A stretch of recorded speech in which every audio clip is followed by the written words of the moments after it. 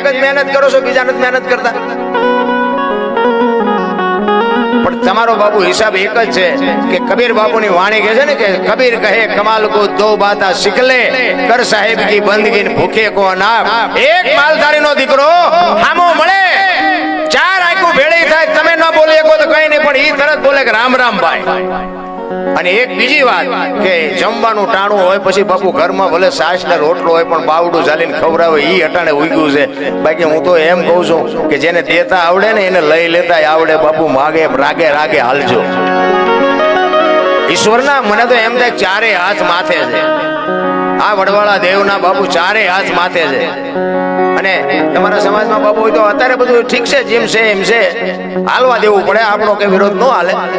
પણ તમારા સમાજમાં નામ હોય ને, નામ દીકરાના દીકરીના નામ હોય ને તો એ ભગવાન ના હોય. રામો ને લક્ષ્મણ ને ઘનશ્યામ ને કાનો ને ગોપાલ ને બધા બાપુ ભગવાનના જ નામ છે. ભાવે કભાવે લેવાય ને. દીકરીના નામ હોય તો એ કે જાનકી ને ગોપી ને ગીતા ને આ બધી માવડીઓના નામ છે. એને ખબર નથી કે ભગવાનના નામ છે. હું મારા છોકરાને 5 વખત બોલાવું તો મારા 5 નામ જમા થાય ખબર નથી, પણ બાપુ અહીંયા કોથળા ભરાઈ ગયા છે નામ. અત્યારે તો નામ જ તમે જુઓ તો કે ચિંટુ, એક મસર જેવડું લાગે આપણને. આપણે સમજવું શું, ચિંટુ બેન છે, ચિંટુ ભાઈ છે. પેલા તો નામ જ એવા ફર્યા હતા, પભો ધનો લાખો, બોલો તા મોઢું ભરાઈ જાય. અત્યારે નામ જોવો તો આપણને આમ ખંજોળ આવવા માંડે કે આવું નામ છે. જણ જોવો તો 8 ફૂટ હોય, નામ જોવો તો આપણને પરસેવો વળી જાય કે આનું નામ આ છે.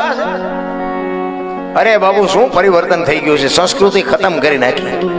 આપણા ગરડાની બાપુ વાતો હતી કઈ જીવનમાં ઉદા. અમારા બાપુ એવું કહેતા કે તમારા ઘરે જેથી મહેમાન ઓછા થાય ને તેથી સમજી લેજો કે તમારો દી મોળો ઉઠશે. હા, અમુક બાપુ ગરઢાની નોંધ કરવા જેવી વાતો હતી. આ તમને કહું, આ સાધુડા બેઠા છે, હરિહરની હાકલવું પડે છે, હજારો માણા રોટલા ખાય છે, નક્કી થાય છે આપણને કઈ? આપણે બાપુ 1-5 જણાને પાણી નથી પી શકતા. આ શું ભજન છે? શબ્દ ભજન ને જ્યારે શબ્દની અસર થાય.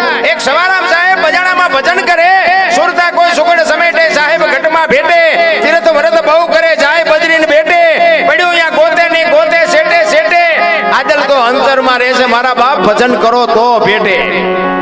આ એક શબ્દ બાપુ સબુમાં એના ઘરે ઉતેલા અને બાપુ કાળજું ફાડી નાખ્યું કે મને જ કે છે. આ વાણી છે ને બધાય મને તમને બધાને લાગુ પડે, પણ જેના ભાગ હોય એને મેળ પડે. વરસાદ પડે, વરસાદ તો જેને જે જોતું હોય એટલું મૂક્યું હોય એટલું આવે. ગ્લાસ મૂક્યો હોય ગ્લાસ જેટલું આવે, ડોલ મૂક્યો ડોલ જેટલું આવે, માટલું મૂક્યું હોય માટલા જેટલું આવે. કોક ભાઈ ગયા ઊંધું મૂક્યું હોય કોરે કોરું રહે. શું લેવું છે તો આપણને ખબર હોવી જોઈએ ને. ભજન તો બાપુ ભજન છે. અને ભજન તમે આ શબ્દની ખોજ ન કરો ને તો આમાં માથા હલાવો એટલું, બાકી કાંઈ છે. બાકી મહાપુરુષોને તો લોટાના શણ્યા સાહેવા છે. એટલા જ માટે બાપુ મહાપુરુષો એક વાણીમાં એવું કહે છે, એ જી નથી મફતમાં, એ જી મળતા એના તો મૂલ ચૂકવવા પડતા સંતને. થોડો અવાજ આપો. સંતપણા રે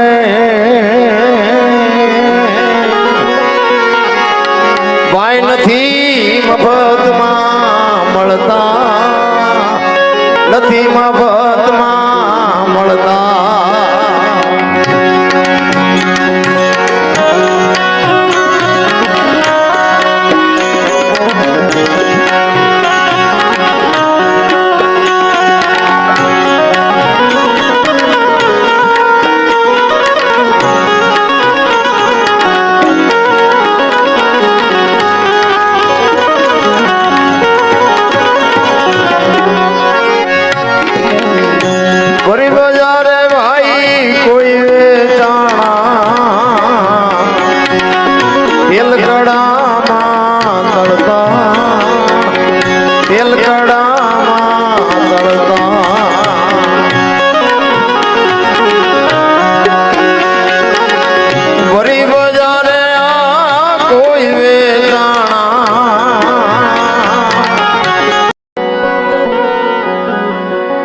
સંતોષ જેવો કઈ શેઠો છે? ઓલા માગણ આવે ને આપણે ગામડામાં તો કઈ ઠીક, શહેરમાં ઓલી સોસાયટીમાં માગણ બિચારા માગતા હોય ને, એ બાબા કઈક દો, એ બાબા કઈક દો, કે આગળ જા, આગળ જા, આગળ ઠેઠ સુધી તારા જેવા છે, ચા જાય બટકો રોટલો દેને આવડું મોટું ઘર લઈને બેઠો છો, પણ ભૂખની ખબર જ નથી રાખતા. તમે કાજુ બદામમાં બાપુ પડ્યા છો, કાજુ બદામની ઓગીઠું તમે કરો છો, બાકી ઝૂંપડામાં રહે છે ને એને બાપુ પાર્લે ની ખબર નથી, પાર્લે કેવું હોય. જરૂર એની છે. એક ગરીબ માણસ હોય ને એને બાપુ થાય તો કોઈક મદદ કરજો ને, એને જ્યાં આંતડીની દુઆ મળશે ને તમારો બેડો પાર કરી દે. બાકી પૈસા વાળાને સલામ ન હોય ને મારવી પડે. આપણા ગામ નો આપણને ન ખબર હોય ત્યાં ચમ ભેગા કર્યા, પણ ન હોય ને મારવી પડે, નડે. ગરીબ માણસની બાપુ છે ને દુઆ લેવાની જરૂર છે. એક દિલ્હીનો સિકંદર બાપુ આમ રસાલો લઈને 500 ઘોડાનો રસાલો લઈને નીકળ્યો ને, અને આમ